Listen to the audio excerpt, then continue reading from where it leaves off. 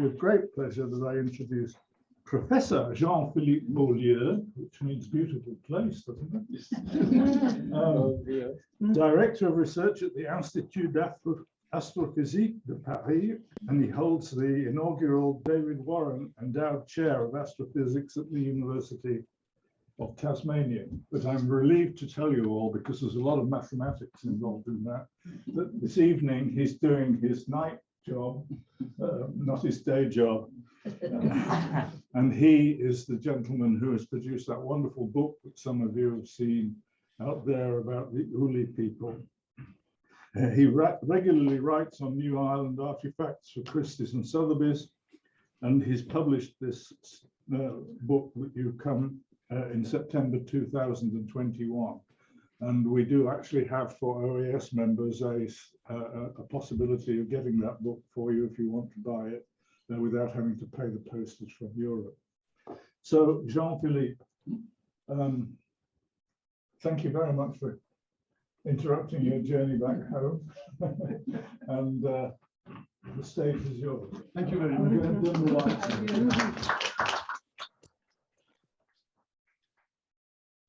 Okay, putting the light. Is the sound okay? Yes. Okay.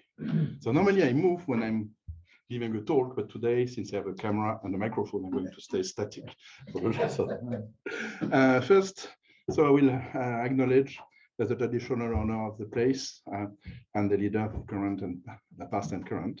And I just would like also to underline that my work is basically to try to bring back some of the traditions from these First Nation people. In this particular case of today, New Guinea, they really had very, very rich culture, and things are not completely washed out.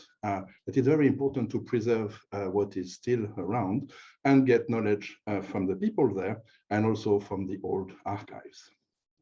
So my work is mostly on New Ireland and New Guinea. And we're going to present today what we have been doing for this particular book. So it's a long journey, and it's a journey with old friends first. So here you have different people who have been key in the making of this project. So for me, everything started in 2002 when I went to New Ireland for the first time with Edward Sally, who is sitting here on the tree. So probably since you know David Baker, you have heard about him. So he's the one who introduced me to New Ireland culture. The second guy to introduce me to New Ireland culture is sitting here. It's Michael Gunn. So he has been helping me to understand what is going on, and we also traveled together for this particular book, and he has been really helping also for the editing of the book and the work. So basically, I've been laying my foundation for this work on Ulis, on this work. And here, other New Ireland friends who have been taking us to the journey over there. Julian Harding, with his pet python, has been also a very strong support during all these years with Barbara. Marion Melkor from Leipzig is the only person I know who is able to read German in current before the reform of the orthograph from 1913, because even native German speakers don't understand a word of the document I'm using. And the book would not exist without Piamos. So he made it happen. So if there is a book today, it is because he transformed a dream and some passion into a reality. And go back to the previous page. And there have been also some strong supporters of the project: Adam Lindemann, Antonio Casanovas, Bernard de Grun, and Bernard de Bie. So the team for Tribal Art Magazine, so probably you know the names, Alex Arthur, François Blanier, Jonathan Fogel have been very helpful in also shaping the book. And of course, our friends in New Ireland. So, well, you all know where New Ireland is. Next slide. So what is particular about New Ireland, it has a very rich culture. And let's say that you have the Malagan culture, which is from the center and northern part of New Ireland. And it has a lot of diversity. It is very rich. And it is spanning all the way from the north to the central part of New Ireland. You also have Tabarians of the coast. We have is the origin actually of the Malagan traditions. And these different people are speaking different languages, but you have a common body of tradition somehow. And the Uli are coming from the Manda country. The Manda country, it's a central part of New Ireland, where you have the Leyland Plateau in the middle. So today, the voyage is going to be in this part of New Ireland. Malagans. So you know what is Malagans. You have seen them in museums, in auction houses, private collections. So these are examples of these Malagans. What are they? So New Ireland is based, the social life in New Ireland is organized around the funerary ceremonies that are called Malagan. So what you do is that when someone died, you pay your respect by organizing years after a big ceremony in which you will present Malagan carvings. These Malagans have some very strict copyright rules in the way they are organized. So you have known to be 21 big families with different types of carving. So you can own a particular Malagan or a family of Malagan. You have received it from your uncle and during a ceremony, and then during a ceremony later, because you own it, you will ask a carver to prepare the object, and you will present it, you will load it with a pig, because if you don't have a pig to activate the carving during the ceremony, it is basically a useless piece of wood. And at the time of the ceremony, the Malagan is activated, and then you have the exchanges that are taking place, and then the dead can rest in peace. So here you have examples of Malagans. You have also a very rich diversity of New Ireland masks. All of them, so these are actually wonderful. This is a very intricate carving because all of them are made with a wood that is fairly soft called Estonia, which allow you to do some complicated carvings. But there are also some really strict copyrights about the shapes and the traditions, and you can identify some areas where they're coming from. Malagan rituals are not dead. On the left, you have a photo taken in 1909 in Tabar Islands at the Matua village. So you see a very big Malagan house, a huge Ecuarto temple in the middle, some horizontal frieze, some people dancing here. Naked man here was probably the master of ceremony. So this is from 1909, or probably from the Mandis tradition of Malagan.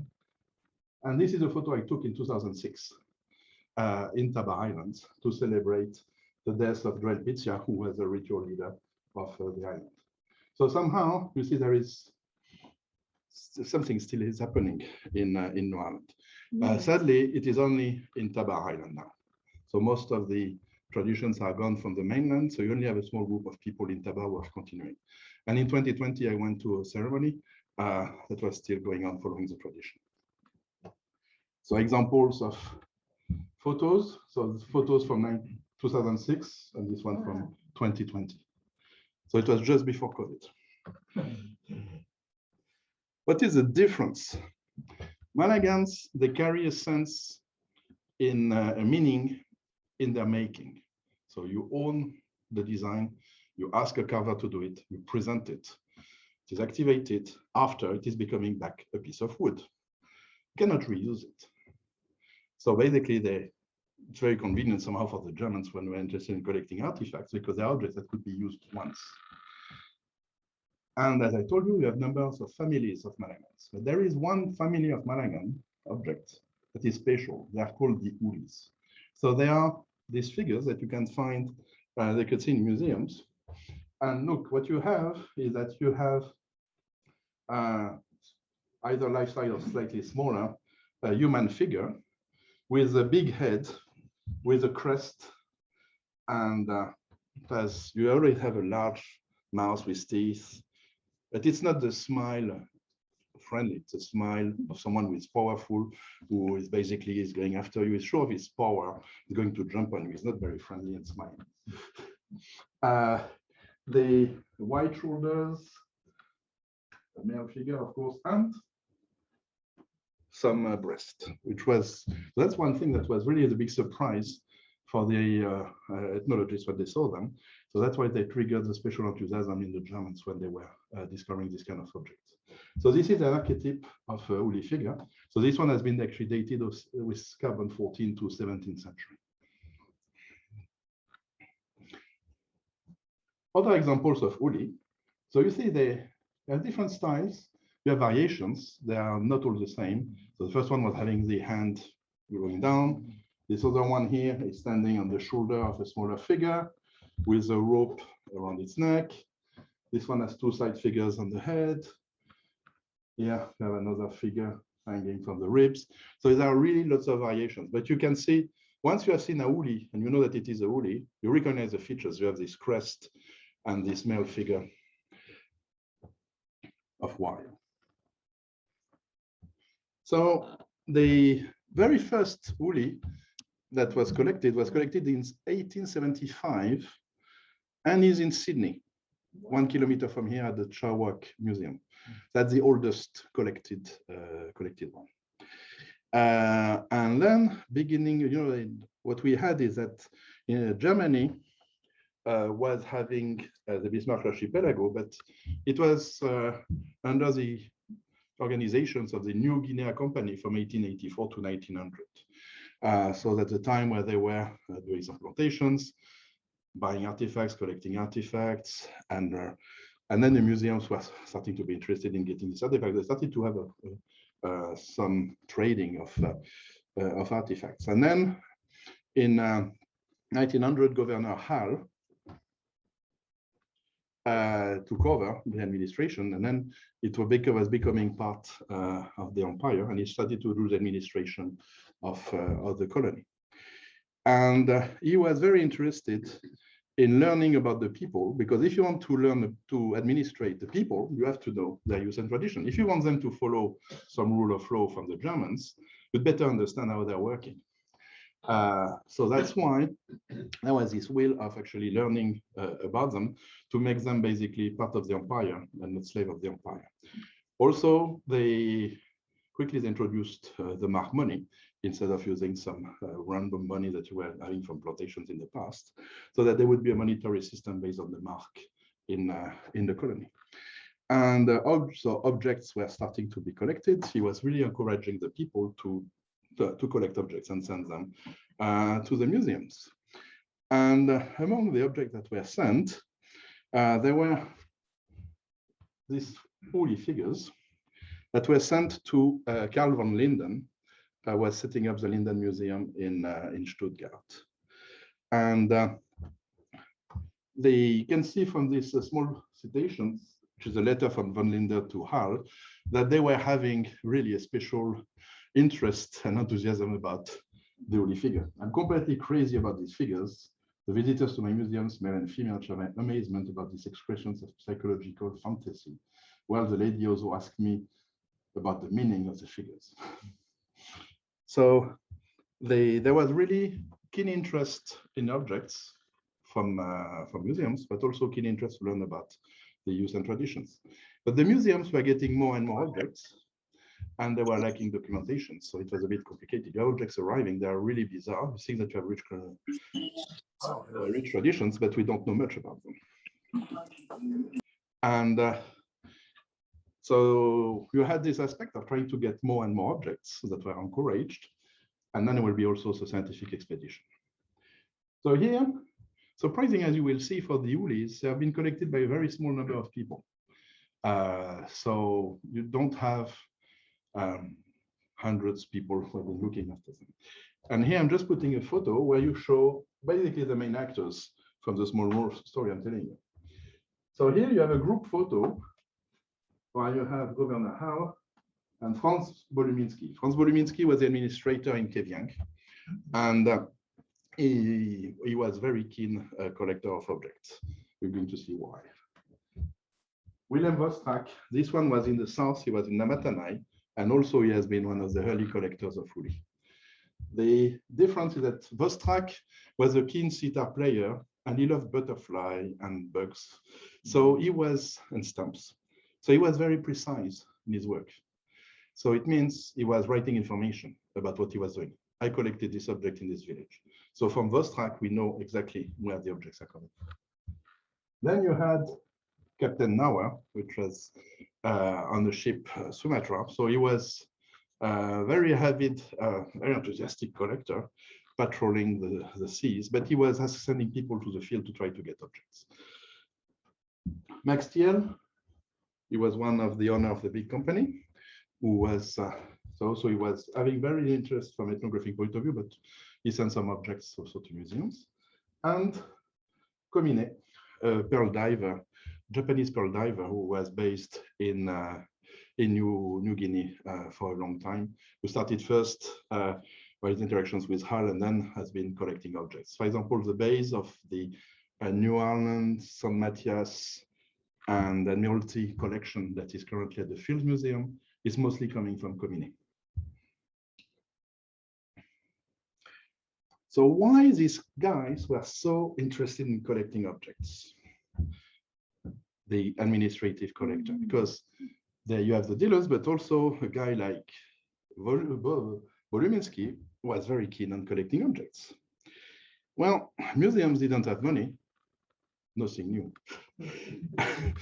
So you have to find something. You cannot just buy objects from the collector. So what you do is that you can ask medals. And then for Voluminski, was aspiring to become an aristocrat or someone important, then you have to have medals and titles. So then he got these 2 medals for this particular Ulis that was sent to Stuttgart. Then it sent Ulis to Leipzig. This one is the one from André Breton, and the one that is currently at the Quai Branly. And for Berlin. So what Voluminski was doing, he was playing museums against each other. Like writing to the Berlin director, well, if I send you this, I think it would deserve a knighthood of the Red Eagle, don't you think? And he got it. So Voluminski was actually very eager to collect objects. And there was a small problem, is that he was actually really buying the objects. And he was using some of the money that was collected from the tax to do so.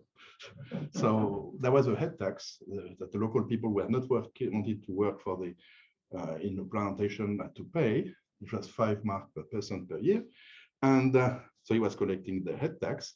A fraction of the head tax was given to the Luluai, which was the local chief, and the rest was going to Voluminski. And then Voluminski was buying objects, so he was paying in mark.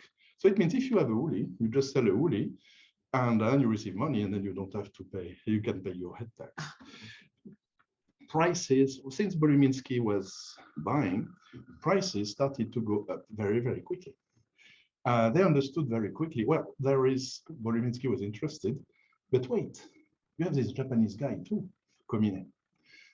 So for example, Komine once arrived and took some figures, and then I have a letter of Voluminski saying, well, I'm really fed up. You have this Japanese who came, he has taken some Ulis. I took measures, I have said to people in the field that I would buy the Ulis that remain at whatever cost. Buy at whatever cost. And indeed, some of the Ulis were being sold for 200 marks, and it goes up to 700 marks. So it means it really was sold for a fortune at the time in New Orleans because of the competitions between the different people. And then Voluminski, you say, well, he has been sending such marvelous objects in town. How is the house looking like? So that's Voluminski house in Keviang. These are photos that were absolutely not known before my work. So I found them in Hamburg. And so you have a portrait of the Empress Victoria Louise. Here you have a portrait of Frida Voluminski. And it looks very, very German. You also have a piano, which is a proper thing to have in Mohammed. All the Ulis were kept in a shed. And we're going to hear more about the shed. Karl Nauer was also a colorful guy. He was also quite keen to get decoration. First, he was collecting for decoration purposes for his house. And then the Prince Rupert of Baviera came to his place said that it would be interested. He thought, maybe it would be a way to get a decoration. And then he continued to obtain objects. And then he wrote this letter to Saffert in 1911. Collection of stuffed birds is less compromising for the good Catholic soul, but my beauties, my hoodies, against enormous penance. They would have provided sleepless nights for clerics and other dirty thinking minds. You see, I'll just give you an example here, but when you read the correspondence of Noah, it is hilarious. It is, he was really a colorful guy. So he was patrolling the coast with his steamer, the Sumatra. He was having people on the spot, and they were buying objects, and then he was then sending them to the museums. So this is an example of photo that we found, taken on the deck of the Sumatra. So two woolly figures that are currently in the Museum of Stuttgart. So these are, you see, shortly after the collect on the deck of the ship. And Erschein and Maxiel were also having some objects, and they were used, here, two woolly here, that were used actually to decorate the entry of the restaurant of the Erschein company. Okay. So somehow we can find some information, but all this is providing objects, with the exception of Vostrach was precise. You really don't get much information about the context. So that's why the museum sent also scientific expeditions. So there was one sent on New Ireland, led first by Émile Stéphan in 1907. And then when Stéphan passed away, it was Augustin Kremer joined. So it was the Walden and Kremer expedition. At the same time, Frederici and Sappert was also in the area. So they were doing geographical survey more than ethnography, but they were also collecting objects. So you had two expeditions sent by the same museums at the same moment, collecting objects in the field. And then in 1931, you had Alfred Böhler, who was the last to visit the area. But that's the last one to visit the area and witness some woolly rituals. So just going to show some, we're going to start with Walden and Kremer. I really like this photo. So you see Edgar Walden in the village of Isoa in 1909. There is always this image that, well, probably we are collecting objects with a gun in a hand, or that it was, look, you see the guy is seated with the woman and children, with the old people next to it. So he basically is just living in the community and trying to learn also the art and tradition. So, and among the things I did, I found the diaries of Walden. So they're supposed to be lost. They were not lost. The problem was that there were a copy of the diary that were in a box in Berlin Museum, but the pages were scattered. So pages scattered in 7 boxes. So since I noticed a letter and recognized the writing of Walden, I said, oh, this is Walden's writing. So then I went back and checked all the 7 boxes, photographed all the pages of Walden's writing, then put them back in order. And then we get the travel diary of Walden, which is something that is entirely new. And that's why you have to be a bit crazy. And this, so this one, just an example of, this one is okay to read because it's written with normal writing. So somehow, if you learn German, you can see, it makes sense what is going on. Here, what it is saying is that when he arrived in Rabol, he went for dinner at Mr. Full, and he saw that there was an old woolly figure, small old woolly, but he doesn't want to sell it, it's a problem. But what is fine is Boluminski has 7 woolly in a shed, and he's going to send 3 to Berlin. So that's what he said this. Well, we actually have found one woolly that was sent by Mr. Full in Munich Register. So that's a small, so Mr. Full, who was a bit overweight, fell from a horse a few months after, and then decided to go back to Germany. And he came back with 1 woolly in his luggage, which was a small black woolly, which is, we think that's probably the one that was seen by Walden at the time. So you see, you can try to bridge letters and content of stories. And then so there were a number of notes from Walden about this woolly that Boluminski would be giving. And then ultimately, Boluminski said, well, I just have sent 4 to Berlin. And these are the 4 that he sent. So these ones were kept in the shed first and in November 1907 and then sent in February 1908. So this one is actually in display. The museum is an absolute masterpiece. It's a very powerful one. So you see, you can try to, so I just give examples of the story, but if you read the book, you have the book is full of these kind of stories. So Walden wanted to do on a field collecting trip. Boluminski said, no, I'm going to do it everything myself, but Walden insisted. So Boluminski took him with him on a small tour. So this is a track, this in blue. So Boluminski traveled briefly to the Manda country. So it means he just spent, Walden spent 2 days in the Manda country in February 1908. Particularly, he went to Lemao. And then he's describing what he has seen in Lemao. So they say that basically they have brought back some Ulis figures from the bush for him to collect. And that the people were saying that if women see the figure, they die. So that they were the figure that we wrapped in banana, in coconut leaves, and then being transported after. But these are the 4 figures that were collected at the time. At least 4 that they have identified. Maybe there have been more, but this one we are sure.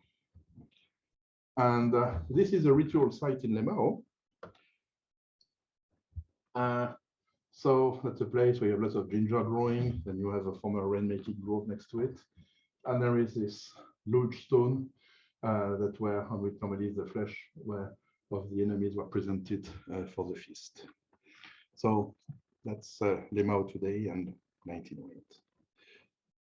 So Walden was exploring the area, and they said the leader of the expedition at the time was Émile Stéphan, but Émile Stéphan passed away, and then he was replaced by Augustine Kremer. And Augustine Kremer said, well, I'm okay to go, but I want to go with my wife. So then they arrived in November 1908 in New Ireland, South New Ireland. And what they did is that they would basically be traveling in the area, look about formations about Ulis. And one thing that they found was the diaries of Kremer. They're really much into diaries and all writings. The story was that basically these diaries were lost and have been recovered in the Göttingen archive, probably something like 10 years ago. And so these are 14 diaries where you have the descriptions of what they were up to during the voyage. And you see them as husband and wife in Hamba village. So basically, probably just working on some writings. So there is a dog, that dog here, and a kid who was following them. So the Kremers, when they arrived in New Ireland, they were very keen to focus on Ulis. So the first letter that Kremer sent to Linden Museum was to Carl von Linden, telling him, well, I will learn more about these Ulis. And Carl von Linden, what he has done, has given him the photo of the 8 best Ulis that he had in his collection. And this photo, so Kremer arrived with these photos, and he actually has stick the photos in the diary Uli. And we will see that he has been trying to collect information about these objects. So I said they've been dropped south, and then they walked all the way on the coast to the north. And they arrived at their base camp, which was just next to La Massang in Tangatupit, just after Christmas, 1908. And then the base camp had been set up by Walden. So they had it was next to the beach, so you had several houses. So you had the Chinese cook, some people to organize the food. So then they were able to have a base camp safe for the few months of the exploration of the area. And when they were there, they were asking people about Ulis. And that's an example. Just give you an example. This is actually one of my working files. So you see a Uli. So he stick the page in his diary, and then you have the notes. So these notes are taken with a mix of current, which is this German before they reorganize the writing. So Marion Melchior is the only person that I know that been able to read it. Then you have a bit of Mandak, you have a bit of Latin, so you have a bit of everything. Because they were his field notes, it was for him. So from that, you can basically try to extract information. So this is somehow how we are trying to get things. So you see, for example, Schnitzer, Konombin in Kontu. So you have a name of a carver. And then you have the name probably of the people, different people for whom it was used in ceremonies. And then descriptions of the different sections of the Uli. So this is basically doing anthropology where you bring the photo to the field, you show it to the people, and you collect information in 1908. Another one. So this is the one that was formerly in the collection of Jacques Kershach, which is an absolute masterpiece. You see, you have all this information about the object. And then you see Erworben in Lamasson, acquired. You see it on a number of them, acquired in. Another one, currently in the Lisen Museum. So you see, we can really get some information. So the trick is try to decipher what is there, try to understand, and then also bring with the local people to see what we can extract. So among the stories that are said in the diaries, you have one of the myths that is quite interesting, that they say that the primary ancestor Moro had asked someone to make some Malagans. He received money and a pig for his work and started the tradition. So with that, with this myth that has been collected, that basically is telling you that Ulis is a type of Malagan. It is not the first. It is not the first one. And then they say that it started. So Tegerot. So somehow the central in the hills on the central part of New Ireland, which is north to the Lillet Plateau.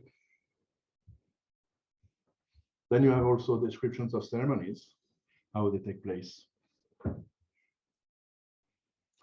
and photos. Okay. So this is a photo taken in Lamasson of a small feast. So here you have one of the ritual leaders. We have his name. His name is Bagaravot. He was one of the important leaders of the clans, and they are just sharing food from the man's house. And then we can collect also information about this the small Ulis. There is a group of Ulis that are often nicknamed the Black Ulis because they are black, and so there is a question because they are really somehow different. They were used at the different moments of the ceremony. The big Ulis were presented in a number of times. The difference with the Malagan is that for the Ulis, they were presented in several steps during the ceremonies. And each time they were presented, they were reactivated by sacrifices of pigs. And at the stage 7 of the ceremony, you have a moment that is slightly different. So they built a small teepee and they put the small Ulis on the top. And then you have food that is put in it.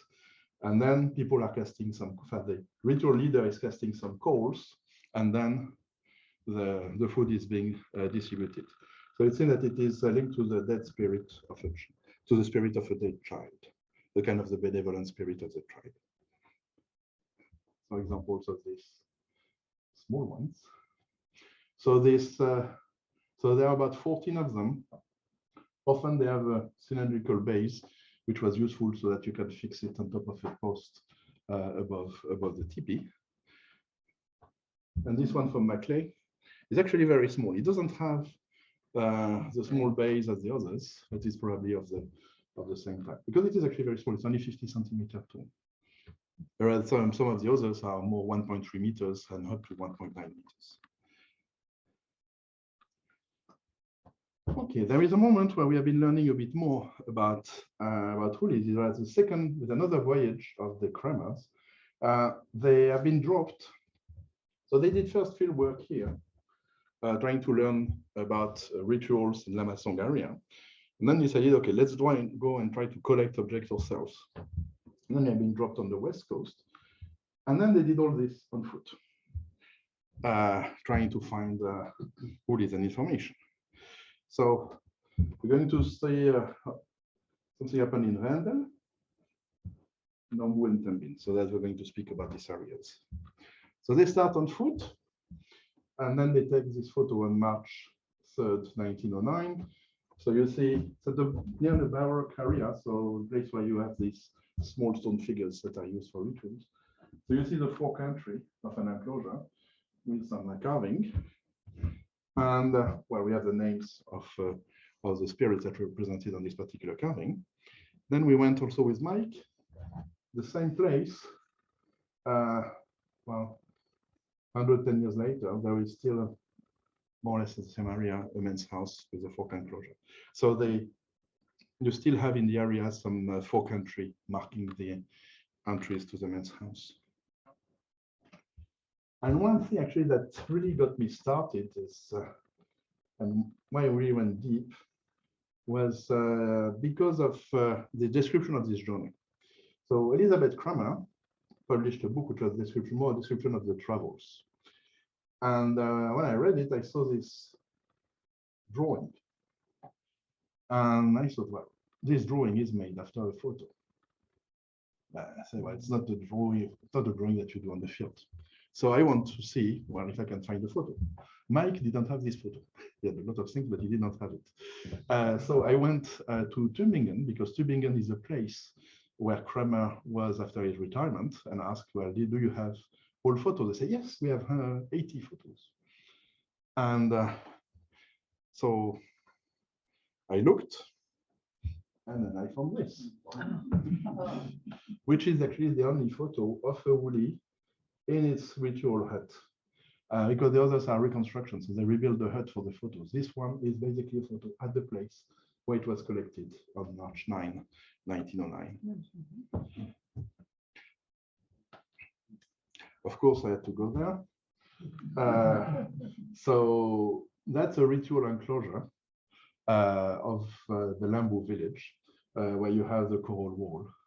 Well, it is the main enclosure. So maybe it was there, maybe it is 300 meters away. But these ritual enclosures, that we'll see from another cases, they tend not too much to move very much. And here's the description. So collection of the Uli in Lambu at 2:15 German precision. So I would say an artifact collected in New Ireland where you have the photo and not only the day, the village, and also the hour. You have other cases where you also have the name of the previous owner. Well, and photos in the village, so it doesn't change very much. The kids are still around. Also, I wanted to go to this place on the west coast, because that's a place that's a well-known photos of shark calling. So you see the canoe, the propeller blade, and then the sharks, and then you have this typical island. So I wanted to go to the spot, and I went.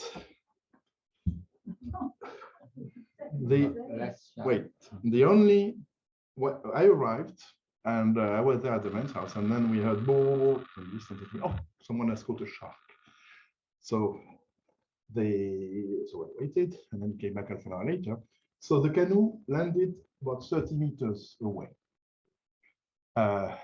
Then what I did is I showed them the photo. So this is actually the shark. So I showed them the photo and say, oh, well, we have to do the same photo. And I said, what a lovely idea.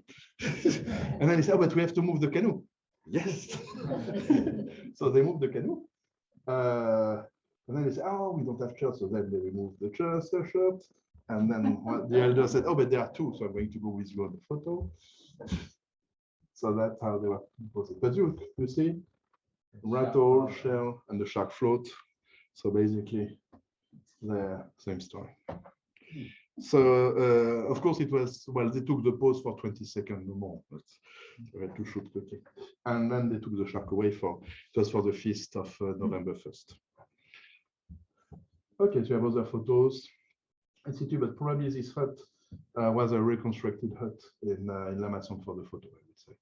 More because Kramer didn't witness any formal ritual of Uli, just saw some small scenes, but never, not the real one. So probably this was reconstructed for display. And then two of the Ulis, actually this one is this one, just before they were shipped. And the one on the left was the cover of Elizabeth Kramer's book and was in Walter Bondy, the artist collection in Paris. So of course it involved lots of travels in the bush when you want to try to explore the areas. It's very important to travel with local friends when you go to these remote places, especially if you go up in the hills. This is a photo from 2020. One of the kind of, when you have each hiker with a chainsaw on the side of the road, probably in North Sydney, you wouldn't stop. But when you are on the way to Leyland Plateau, you do. So we're actually having two chainsaws in the car. And actually, this person is his father and grandfather were the owners of one of the last Livica that were on the Leyland Plateau. So we managed to collect stories actually about the Livica and how it left. Of course, you have kids, colors. Among the other things that was surprising is there was something that was common in the old days in New Ireland, which was called the root platform. So you take a tree, you cut it, and then you plant it upside down, and then you use it as a for presentations of food and of. Now the question is there any root platform still in New Ireland? Well, there is still one, at least. We asked a number of times, but there was one in place in Komalabu in 2018. It was made by one of the local persons to honor the memory of his parents. So some of the traditions are still alive.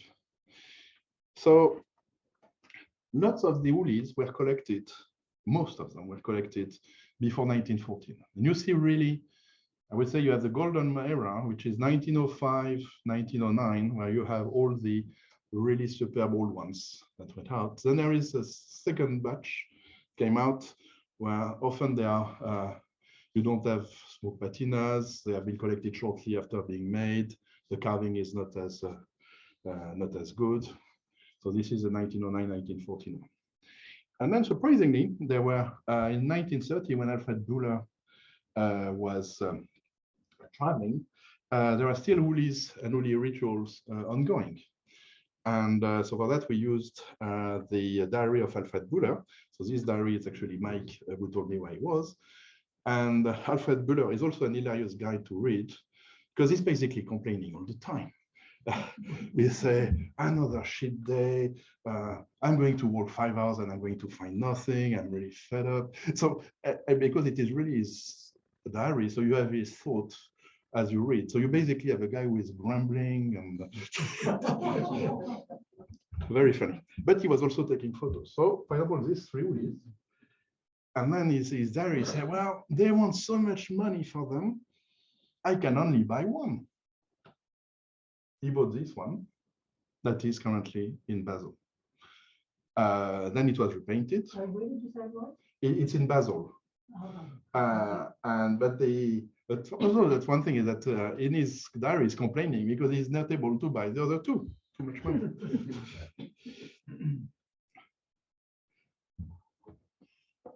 And also what he did, he photographed some Uli houses. So this is actually a photo of the house in which the Ulis were presented. So you see you have this bamboo so that you can just strip them out. And inside there is a bench, normally with two fish heads, on which Uli are presented. So you have this photo of the Uli house, and we have also a photo of the tip of the bench. So that's so you see it fish, and so the initiated could be sitting next to the Uli figures or be with the overmodel skulls inside this hut sitting on this particular bench. So you see we can find some information. On the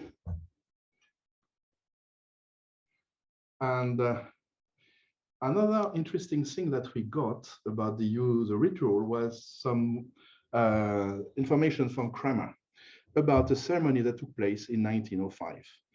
So it is described in his book, the Malagan von Tombara, and also in his notes and in the book of his wife. So Kramer didn't see this ceremony, but he recorded information about it. Because it was a big one, because they presented 10 Ulis for a particular deceased. And here we have the map of the village made by Kramer. And in yellow, you have the ritual areas. Here in orange, that's a place where you do rain magic. So it means you have a big trees, and then you have the skulls in clamshell. That's where you do the magic. Then you have this Y, which are basically the 4 countries. So you see in this village that is next to the coast, called Lamasang, you have the display of the different sites. We wondered, well, can we find what can we find about this informed place? So first, Kramer diary is describing you the name of the 10 people who are basically the 10 clan leaders were each honoring one particular, representing one particular clan. So here you have the name of the main ritual leaders. And then you see that in his drawing, they are presented here, one of them. And this is a particular spot. In the middle, you have the skulls that have been buried, the skull of the deceased. And that's a moment where they will basically excavate the skulls to be able to overmodel it. So you have this kind of information to describing the different stages of the process. And here, there's a drawing that was not published in a book, but only in his diary. We have a better map of what is going on. So here, that's a ritual enclosure. So you have here the gatekeeper house. Normally you have an old cannibal warrior who is living there. And with, if you want to enter the area, you have to go to him. Then the 4 countries, 1/4 per clan. And here, these are the Ulis. So that's the places where the Uli were presented. And here, this house between stage 4, that's the house in which they were doing the overmodeling of the skulls. So that's the kind of information that we can try to reconstruct from the Kramer diary. Of course, can we find it? So one of the sites was fairly easy to find. The other one, what we do is that you have you go back to the place where is the most important place is the rain magic place. Normally you have a big tree, you have the clamshell, the skulls, etc. And things are organized around it. So somehow you can find traces of walls which approximately really match the different some of the areas that we inferred. We of course use the local people to look at the different spots.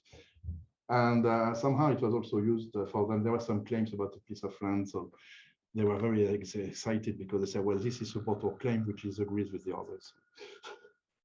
So somehow the places where you bury people is the same now as it was 100 years ago. And the rainmaking spots that are next to it also are the same. But they are not in the same condition as they were. So here you have the guardian of this rainmaking place. And this is the photo how it was in the past. So the clamshells with the crowns, with the skulls of sorcerers and rainmakers. Now there are still some clamshells and some rocks. So things have been disbanded. But you don't go to this area without precaution. So first you have to ask authorization, and then some people will go and say that you will not stay long, that your intentions are good. And so basically the guest spirits that are living there will not do anything against you. Just like anything is that when you go there, is you just wait to be invited to go in. Don't just want to arrive like a Westerner. No. You basically just have, well, you just have to respect the people and their traditions. And now I'm going to speak about the last village, which is Konombin. Konombin is a village in the hills that was one of the village of origins of the traditions. And here we have one of the only photos known of someone actually carving a Uli figure. So this guy is named Lakam, he's from Konombin village. And at the request of Kramer, he carved a Uli in front of him to show the process. And also Lakam has been recorded singing and casting spells to load the carving with magic or to make it beautiful. And actually, we brought back these recordings to New Ireland, and then we listened them with some of the elders from there. But when I played these different recordings, so there are 12 recordings, I didn't say anything to the person who was listening about what it was. I said recording 1 or recording 2. And then I'm asking him, well, can you find out? And for the recording where it was, where Lakam was singing, he basically said, this guy is carving a Malagan. He's loading it with magic to make it beautiful. Another one is that, it's a war song. He's loading it with war magic to make it powerful. And all what our informant said was actually matching exactly what I had from the grammar's note, but there were more information. And also for some of the recording, he was telling me, I don't know. I really love when someone is telling me, I don't know. It means that when he says, oh, yeah, I know, there is a good chance that information is good.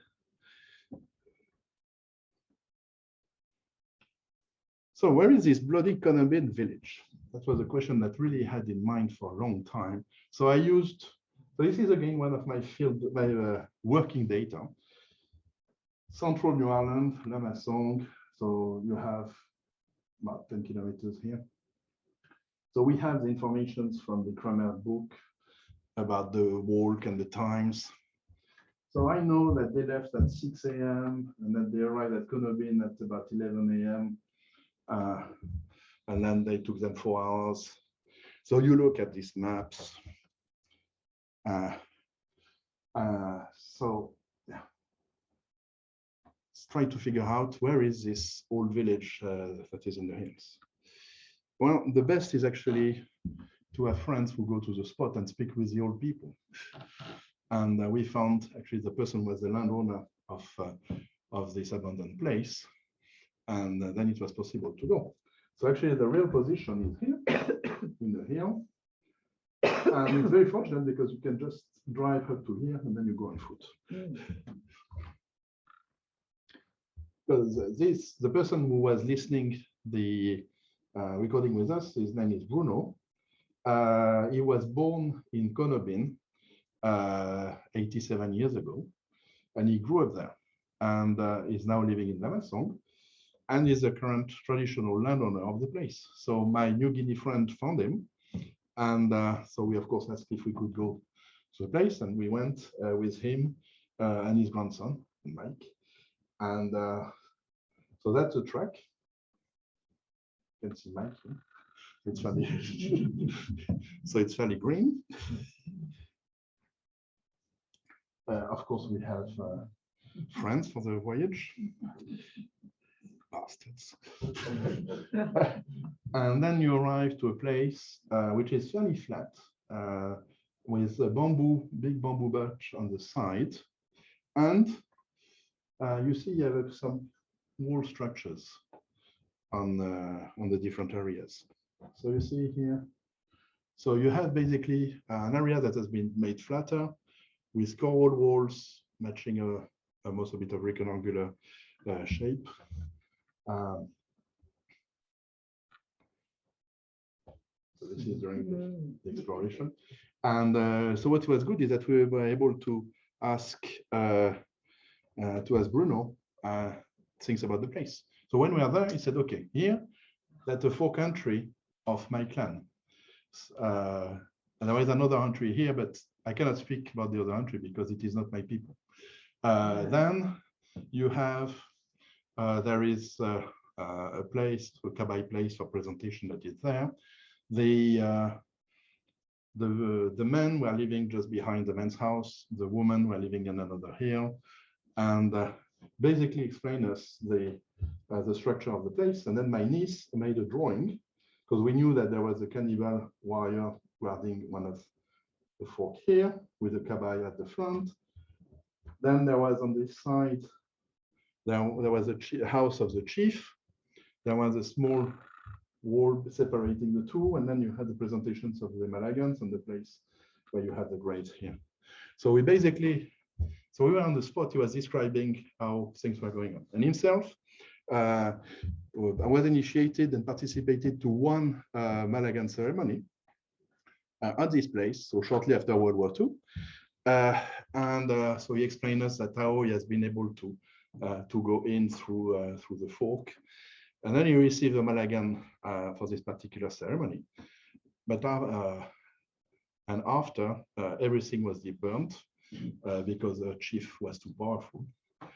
And then the village was abandoned. And he gave a name after you. I asked him what is the name of the Malagan. They searched, he said Lavatlas. Lavatlas is actually a type of Uli. So probably it was one of the last Uli ceremony took place there just after World War II. And Brigitte Dermont also had some hints of Uli ceremonies at the time of World War II at Levet Plateau. So it didn't disappear 100 years ago.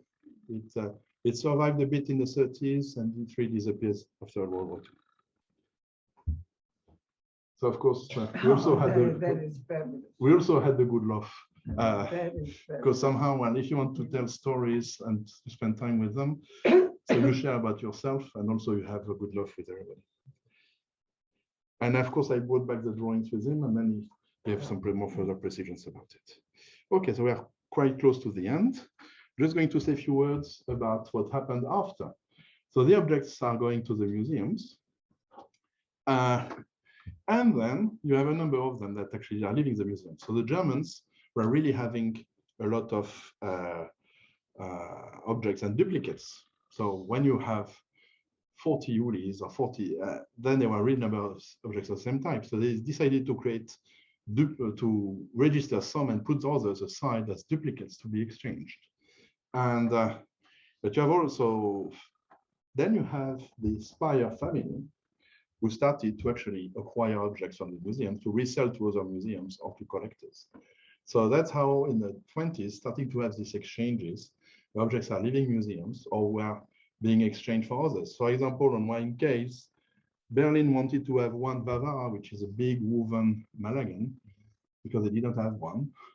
So they exchanged 100 objects, including 2 Ulis, collected material, just to get one of the Bavara that was from Leipzig. So this one was actually absolutely crazy.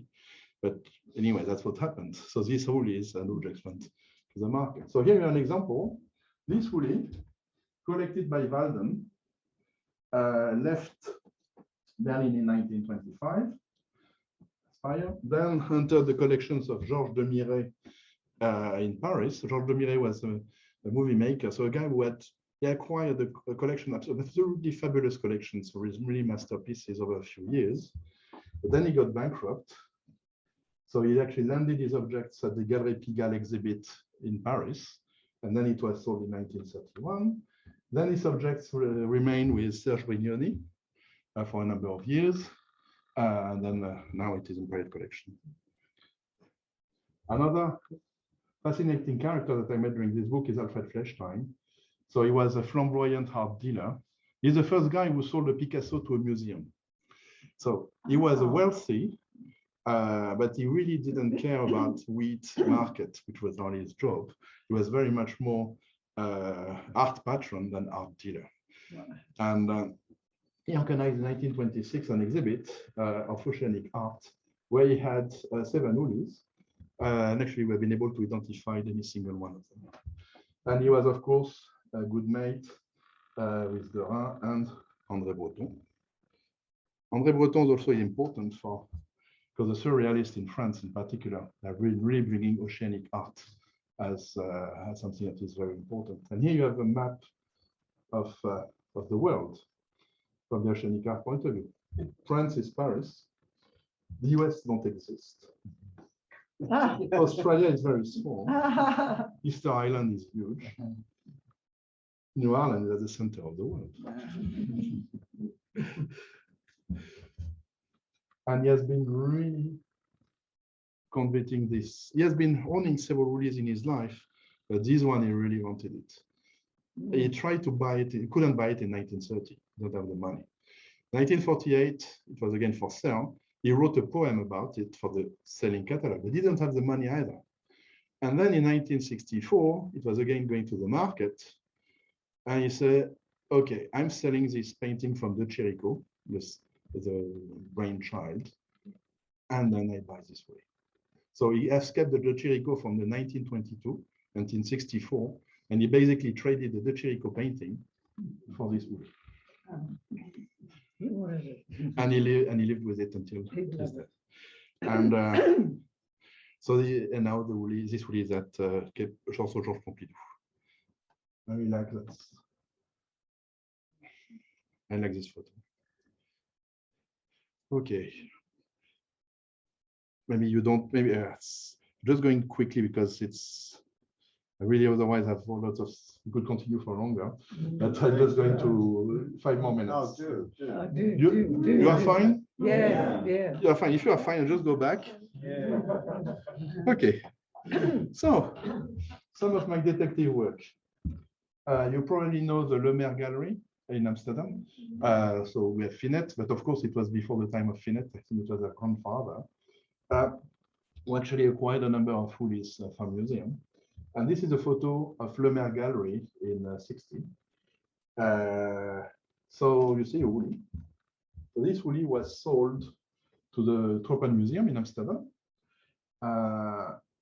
Where after having been, sorry, it has been sold first to an artist, Jaap Wackermegger, and then he went to the Tropen Museum. And the collection, the information from Tropen Museum point of view is, well, Le Maire, Wackermegger, that's it. Well, there is a number at the back. Should always check numbers. So this one actually, that's what I found. So it was one agent from the Erzheim company who bought it in Keviang in 1908. He sold it to the Hamburg expedition, to Paul Hamburg from the Hamburg expedition. Then it was in Hamburg museums, and then Le Maire acquired it from Hamburg Museum. So basically, then we give back some story. This one, if you go to the LACMA, so Super Uli, they say reputedly Linden Museum. Nah. No. Again,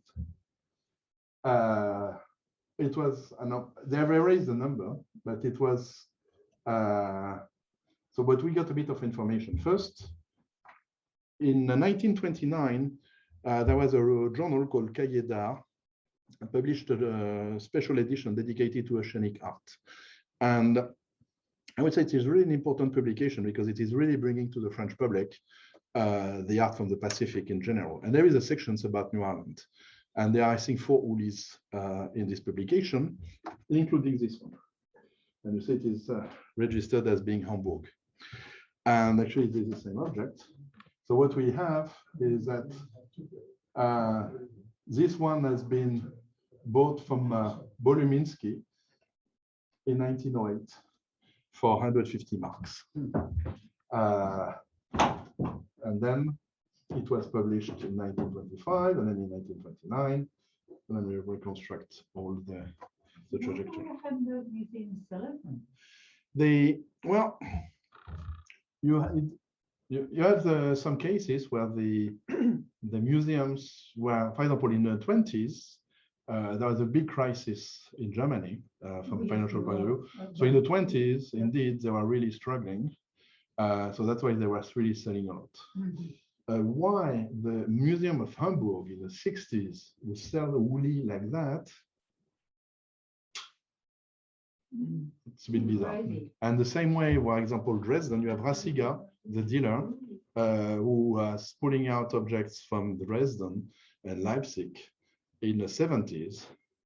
And well, he made no mistake. He was really taking the very good Ulis. Also a new core figure. So basically, it's some dealers really got out some very important objects. But anyway, these objects are often going back to museums at the end, or you see them at auctions, disappear for a year for some time, and then you see them again. So they are traveling. Yeah, and this one, the surprise was. Even went through John Freedy, because John had explained me that he didn't like New Ireland, but at least he had one Uli at some point, and it's not a bad one. The figure I like also is Ernst Heinrich. So for New Ireland collector, it's a bit of a legendary figure. You have the 1967 Ernst Heinrich auction catalog, where you really have a collection of nice things. And so he was not wealthy, he was just passionate. So he has been acquiring objects. And here you see what he was calling his cannibal house. It's a well-known photo. So you have one Ulis here, another one there. So this Malagan is in the Barbier-Muller Museum, this one also. So he really had a nice collection of Bismarck archipelago art. And when he was receiving visitors, the visitors were offered the opportunity to write in his in a book. So when Brignoni visited, Brignoni made a small drawing of this Ulis, which is this one that was in the Ziv collection and is currently for sale at the Entwistle Gallery. And so Hans Heinrich got his collection dispersed in '67, but the family kept some objects. And then you had some Heinrich objects that have been going through along the years. The prices that were reached in '67 for Malagans were quite high. But surprisingly for the Ulis, they were somehow, I would say, reasonable compared to the current market. Another figure that I met during this book is called Joyce Mansour. So that's a lady. She was a poet and from British origin. So in '56, she was kicked out of the Suez area by NASA, and then she relocated to Paris. And so she was wealthy by herself with a wealthy husband, and she was writing poetry. And the poetry was absolutely incandescent. So André Breton absolutely loved her poetry. And he told her that she was a black orchid. So that's why I call her a black orchid. And then she moved to Paris in '56. And then she was with Breton basically every day until he passed away. So she became very active in the surrealist group. But the difference with the surrealist group is that she has a big firing power when it was time to go shopping. And so she had accumulated the collections of oceanic artifacts that was still fabulous. So that's a photo of her at her desk. So here, so you have two Kulab figures, some super Malagans. She has 4 Ulis. So you have one here. So she accumulated 4 Ulis during her life, and she basically has been keeping them, and she's been living with them until she passed away in the '80s. And everything is still in the family. Oh, And I like this photo. Frankly, when you are due to have your portraits, well, it's good to have Man Ray to do it. So a few words about the Ulis from here. So you have the one that is at the Shorewick, and you have this other two at the Australian Museum. So this one, I would say, is fairly static, bulky. So that's, I would say, the Uli from the younger generation. So no collecting information, so probably it was taken from Germans during World War I. This one is actually a very nice one. It's a pity that it is not on display. And then we have a story that it was donated by Lewis from the Fields Museum. So what Lewis did, he went to, I rewind. Komine, the Japanese guy, was really, he arrived very poor in New Ireland, but he started to really develop a lot of things. So he started to build ships. He really started to do a lot of businesses. He brought back a Japanese wife who was going in full Japanese outfit with the kimono for the official parties of Governor Hall. He was also caring for his Japanese staff. He even organized a bordello with Japanese prostitutes for his staff in Rabaul. So he was really having and he was really doing a lot of things in the area. He was also going well with the local people and with the people from the administration. But he was having some money problem at some point. So he wanted to sell his collection. So Leipzig wanted to buy, but then there was a bit of a problem because the Fields Museum was there with Lewis, and Lewis said, well, all this for 5,000 marks, I take everything. So then the Germans, of course, tried to do the deal after, but then Lewis got everything, including 15 Ulis. And then when he stopped the Sydney, he just kept this one. And actually, it's a fairly good one, I'd say. I would like to see it in person. I already see it in photo, but it looks like an old one.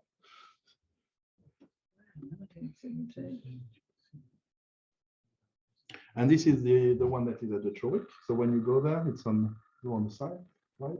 It's this one is the oldest collected one.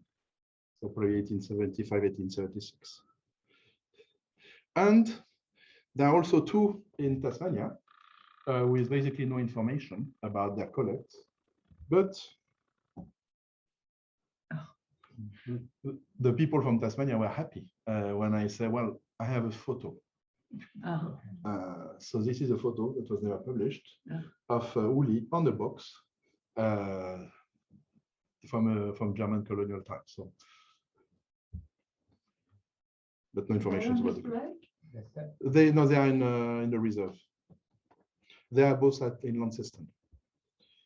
And I will finish the stories about Ulis with this one. So it's one of the small black ones. So you have a photo taken probably in January 1909. So you have these 4 small black Ulis with some field notes from Kramer about them. Use Christie's 2017, this one. But before being at auction in 2017, it had a nice parcours. First, you have a photo here. So we are in 1929. This lady is the wife of Pierre Loeb, the art dealer. So you see there is a sleeping figure next to it from the So it was at Pierre Loeb's collection until 1929. Then it was landed to the Galerie Pégale exhibit in 1930. So you have a photo in the exhibit and a photo in the published catalog. And then the Loeb family escaped just before World War II. Because when you are Loeb and named Loeb and being in France being invaded by the Nazis, it was really time to run away. So they ran away to Cuba, where they stayed during the war. And then they came back. So this Uli, we didn't know exactly what it was until Christie's contacted me in 2017. And then actually what happened is that probably the Verité bought it before the war from Pierre Loeb, and then it remained in the Verité collection until the auction. And one thing that is special with this one is this gentleman here is called Albert Loeb. He's the son of Madame Loeb.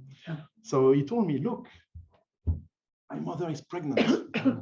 But it's not me. It's my sister. I was only a project at the time.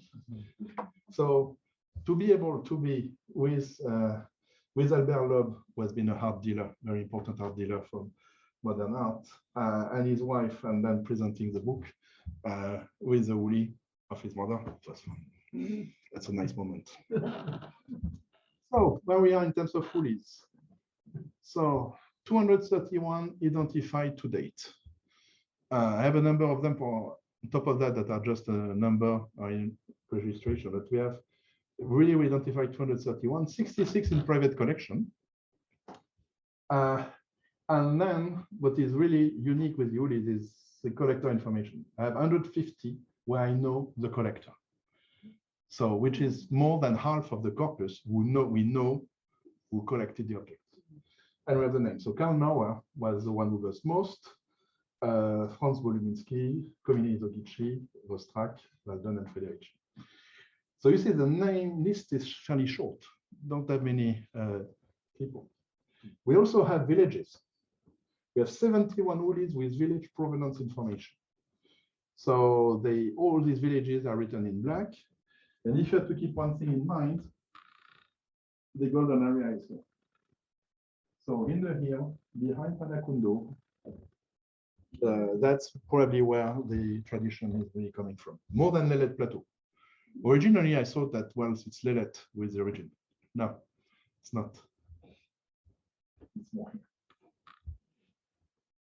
In terms of dealers, the Spires got 33, at least. When I say 33, it means I can prove it for 33. Brett Schneider, he was basically on Munich Museum, 17. Umlauf, at least 16. Rasiga, so it was the 70s, 9.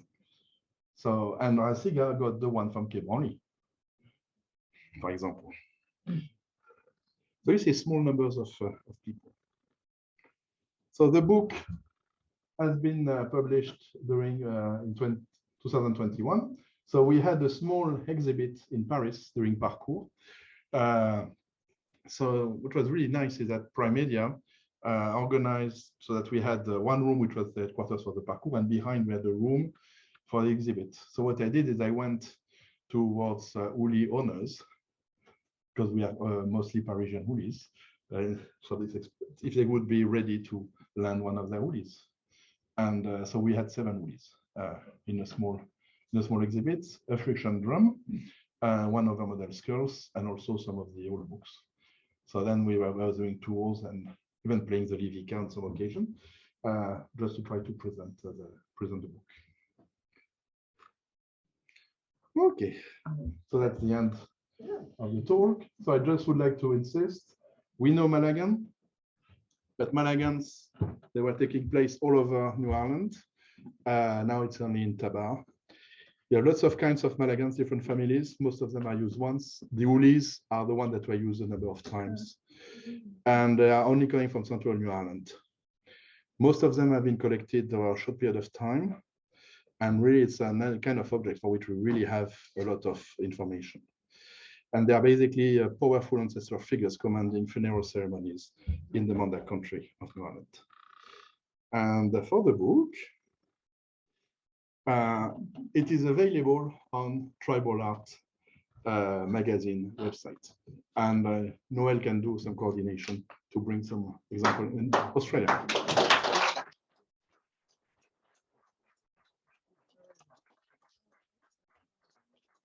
I guess we've got time for one burning question. If anybody has a burning question, Marina. Thank you so much. It was fascinating. I had the privilege of having a quick look at your book, and I know we should all buy it. And there may not be time for you to answer this, but I was intrigued. I was intrigued, and one of the slides there came up as Uli type 1. And you have various types now. Okay, can you give a quick synopsis of yes, that? so Kramer, when he asked people about Ulis, said that there are 12 types. 12. So this is coming from the people. They say this one, for example, has a hand like that, is ceremonies long.